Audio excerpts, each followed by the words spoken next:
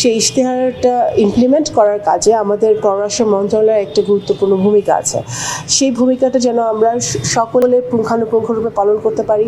আমার চেয়ে প্রত্যেকে এখানে অনেক বেশি অভিজ্ঞ। এখানে যারা ডিজিরা আছেন, যারা কর্মরত আছেন, তারা অবশ্যই তাদের সকলকে সাথে নিয়ে আমরা এই কাজটা এগিয়ে নিয়ে যাব আমাদের ফরেন মিনিস্টার সাহেবের নেতৃত্বে এবং সর্বোপরি আমাদের মাননীয় প্রধানমন্ত্রী জনাব তারেক রহমান সাহেবের নেতৃত্বে। আপনি জানেন যে বিগত সাবেক প্রধানমন্ত্রী শেখ হাসিনা তিনি ভারতে আছেন, সেখানে ফেরত আনার জন্য অন্তর্বর্তী সরকার একটা চিঠিও পাঠিয়েছিল, চিঠিটা উত্তর আসেনি। নতুন পররাষ্ট্র মন্ত্রণালয়ের দায়িত্ব পাওয়ার পর আপনারা কি সেই বিষয়ে আবার যোগাযোগ শুরু করবেন কিনা দিল্লির সাথে? আজকে তো প্রথম দিন, এখন অবশ্যই সেটা নিশ্চয়ই পররাষ্ট্র মন্ত্রণালয় দেখবে।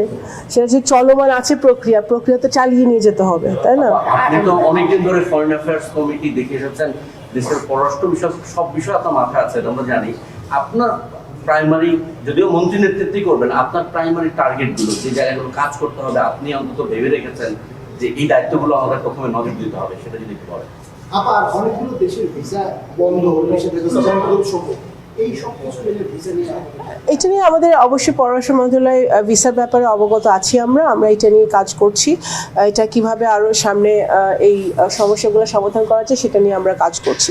এবং আমার ব্যক্তিগতভাবে আমার যেটা সংকল্প সেটা হচ্ছে যে বাংলাদেশকে আবার সেই অনেক দিন পরে বাংলাদেশে একটি গণতান্ত্রিক সরকার এসেছে। যে গণতান্ত্রিক সরকারের পররাষ্ট্রনীতি যেরকম হওয়া উচিত, সে বাংলাদেশের মেরুদণ্ড সোজা করে বাংলাদেশ সকল দেশের সাথে, সকল রাষ্ট্রের সাথে যোগাযোগ রাখবে, কথা বলবে, বন্ধুত্ব রাখবে। সেই মেরুদণ্ডটা আমাদের অনেক দিন পরে শক্ত হয়েছে, বিকজ আমরা একটি জনগণের ম্যান্ডেট নিয়ে আমরা এসছি। এবং শুধু এই সরকার, শুধু পররাষ্ট্র মন্ত্রণালয় নয়, এই সরকার সকল দল, মত, ধর্ম, বর্ণ এবং আমাদের বিরোধী যারা নির্বাচন করেছে, এই নির্বাচনে সকলকে সাথে নিয়ে, আমাদের সিভিল সোসাইটি আছে, সকলকে সাথে নিয়ে আমাদের সিদ্ধান্তগুলো আমরা আমাদের মেরুদণ্ড শক্ত করে আমরা সামনের দিকে এগোতে চাই। বাংলাদেশকে সবার ভিন্ন নজরে দেখতে হবে। গঙ্গা চুক্তির মেয়াদ শেষ হচ্ছে এই বছরই, ফলে সেটি নিয়ে আপনাদের ভাবনা কি? একটি জায়গা গাজায় বাংলাদেশের সৈন্য পাঠানোর একটা নীতিগত সিদ্ধান্ত অন্তর্বর্তী সরকারের ছিল, সেই অবস্থান নিয়ে আপনারা কিছু ভাবছেন কিনা? এটা তো একটা রাজনৈতিক সিদ্ধান্তের বিষয়, এটি নিয়ে আলোচনা হয়েছে কিনা মাননীয় প্রধানমন্ত্রী? এগুলো এখন আলোচনা হয়নি। এটা বলতে গেলে এই সরকারের দ্বিতীয় দিন, তো অবশ্যই এগুলো আলোচনা হবে। আপনাদের অপেক্ষা করতে হবে, সেই রাজনৈতিক সিদ্ধান্তগুলো অবশ্যই আসবে। ধন্যবাদ।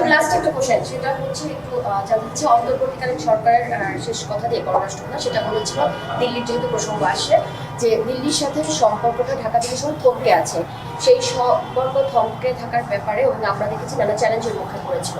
সেই বিষয়টাকে আপনারা নতুন যেহেতু সরকার মাত্র দিন কোনো চ্যালেঞ্জ দেখছেন কিনা প্রতিবেশী দেশ ভারতের সাথে সম্পর্ক উন্নয়নে? আরেকটি বিষয় যেহেতু জানবো যে আমরা যেটা জানি চীন এবং যুক্তরাষ্ট্রের সাথে যে সম্পর্ক, এই সম্পর্কটা আসলে কিভাবে এগিয়ে যাবে যদি বলতেন। সব দেশের সাথেই তো আমাদের চ্যালেঞ্জ আছে, আমাদের ইস্যুস আছে। সেই ইস্যুসগুলো সমাধান করার জন্য আমাদের বাইল্যাটারাল, মাল্টিল্যাটারাল ভাবে আমাদের এগোতে হবে, সেটা আমরা এগোবো। এবং আগেই তো বলেছি, আমাদের সকল রাষ্ট্রের সাথে, সকল সরকারের সাথে আমাদের সম্পর্ক থাকবে। আমাদের স্বার্থ, বাংলাদেশের জনগণের স্বার্থকে সুরক্ষিত করে।